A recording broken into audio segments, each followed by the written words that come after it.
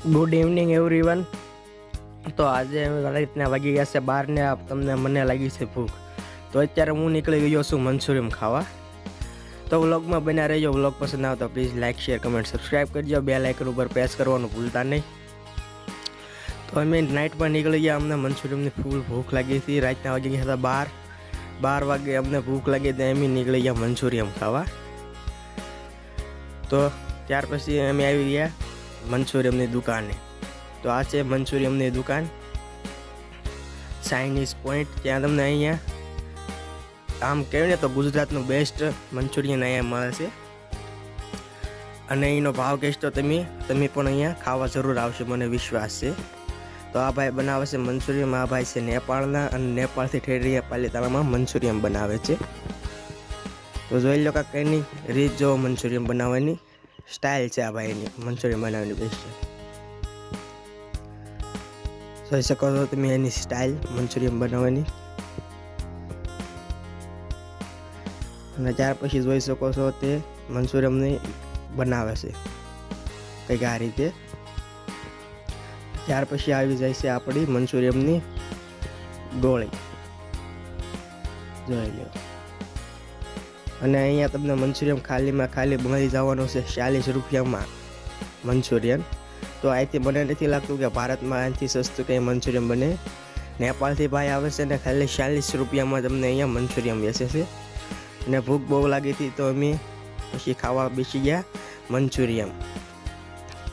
તો આ છે 40 રૂપિયાનું મંચુરિયમ જોઈ શકો છો।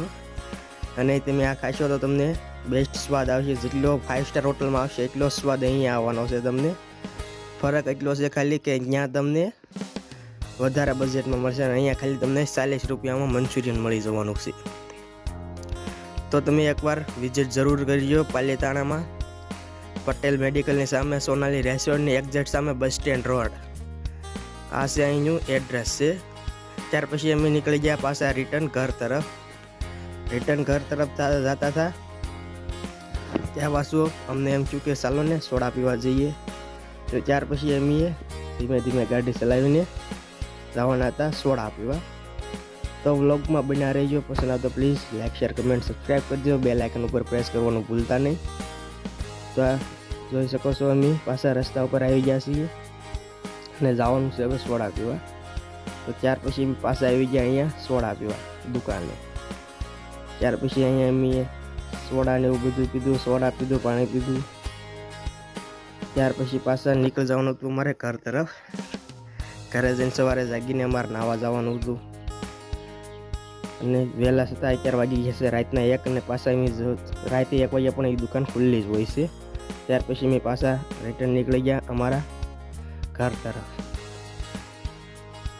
જોઈ શકો છો પાછા રિટર્ન નીકળી ગયા ઘર તરફ અમારા। ત્યાર પછી 9 બાય અમને ઊંઘ આવતી હતી બહુ, તો અમે અહીંયા આ છે મારા ટેરેસ ઉપર હું આવી ગયો કૂવા।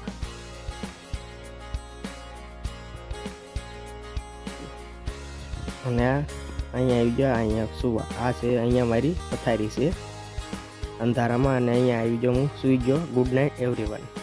ત્યાર પછી સવારમાં મોર્નિંગ 10 વાગે જાગીને હું નીકળી ગયો નાવા।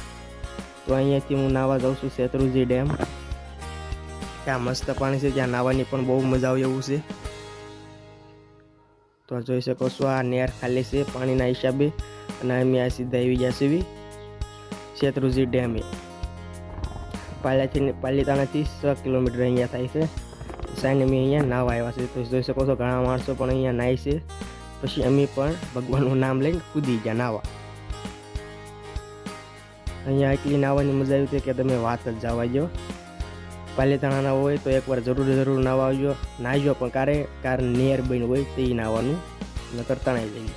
ત્યાર પછી ભાઈ બંને એક લેવાના હતા કપડાં, તો બપોર પછી એમની પાછા આવી ગયા કપડાં લેવા। જોઈ શકો અમારા કંઈક પાલીતાણાનો વ્યૂ છે। બંને લેવાના હતા કપડાં, એટલે એમની તો કપડાં લેવા આવી ગયા। ને કપડાં લેવા અમારે જવાનું હતું પંચવટીમાં, Panchavati shopping, bus stand road exact સામે। અને આ જોઈ શકો છો અહીંયા આપણે સાઈડમાં છે, પાછું આવી ગયા ઓલા મંચુરિયમના પોઈન્ટ ઉપર। આ છે પટેલ મેડિકલ એક્ઝેક્ટ એની બાજુમાં છે સીતારામ મેડિકલની બાજુમાં. અહીંયા અમે રાતે આવી ગયા હતા મંચુરિયન ખાવા. તો પ્લીઝ એકવાર કહું છું, વિડીયો પસંદ આવે તો please like share comment subscribe કરજો. બેલ આઇકન ઉપર પ્રેસ કરવાનું ભૂલતા નહીં. આવી ગઈ પંચવટી જય હિન્દ ફેશન બાજુ. ત્યાં અમારે લેવાના હતા કપડાં. તો આ જોઈ શકો છો કે કપડાનું મટીરિયલ આ રીતના કપડાં છે, પણ થોડો ભાવ કહેશે ભાઈબંધ, થોડોક વધારો કહેશે. ત્યાર પછી મેં લાટ કપડાં કઢાવ્યા, પણ એ કંઈ પસંદ આવતા નહોતા. બહુ અમે રખડ્યા કપડાં લેવા, પણ જે પસંદ નથી આવતા. ભાઈબંધનું મોટું જોઈ શકો છો એને પસંદ જ નથી આવ્યા કપડાં એ કંઈ.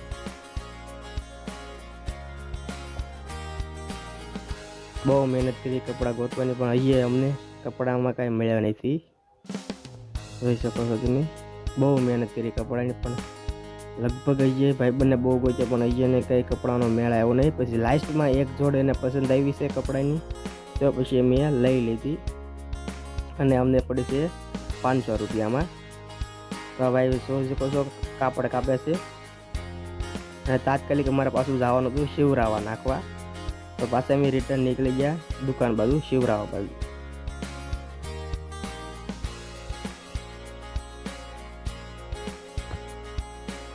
તો મજા આવે તો please like share comment subscribe કરી દો. બેલ આઇકન ઉપર દબાવવાનું ભૂલતા નહીં. પછી અમે નીકળી ગયા પાછા કપડાં સીવવાની અંદર. અને અમારે સવારમાં જ તે વહેલા અમારે તાત્કાલિક આ કપડાં સીવડાવવાના હતા, એટલે અમારે દુકાન ગોતવાની પણ બહુ અઘરી પડી. ત્યાર પછી ફાઇનલી એક દુકાન અમને મળવાની હતી. તો ત્યાર પછી અમને એક વસ્તુ જોઈ શકો છો, અમને એક પોથી યાત્રા નીકળતી હતી, સપ્તાહની પોથી યાત્રા. ત્યાં ડીજે બહુ સુંદર વાગતું, સરસ વાગતું, બેન્ડ વાજા છે. અને અમને અહીંયા ઊભા રહ્યા, પણ અમને બહુ મજા આવી. આ જોઈ શકો છો વક્તવ્યકાર, અહીંયા જોઈ શકો છો તમે બગીમાં બેઠા છે પોથી લઈને. તો આ રીતનો મારો કંઈક વિડીયો છે. વિડીયો પસંદ પ્લીઝ લાઈક શેર કમેન્ટ કરજો. છેલ્લે સુધી જોવા ઓલનો થેન્ક યુ, આભાર, ધન્યવાદ. ત્યાર પછી એની મળી ગઈ છે અમને એક કાપડની ઓલે તાત્કાલિક જે કપડાં સીવડાવવાનું છે એની દુકાન અમને મળી ગઈ. તો અહીંયા અમે તાત્કાલિક પછી કપડાં સીવડાવી નાખ્યા. તો અમારો વિડીયો પસંદ આવે તો please like share comment subscribe કરજો. આખો વિડીયો જોવા માટે ધન્યવાદ. ફરીથી તમને થેન્ક યુ કહું છું. જય હિન્દ, જય ભારત, જય શ્રી રામ.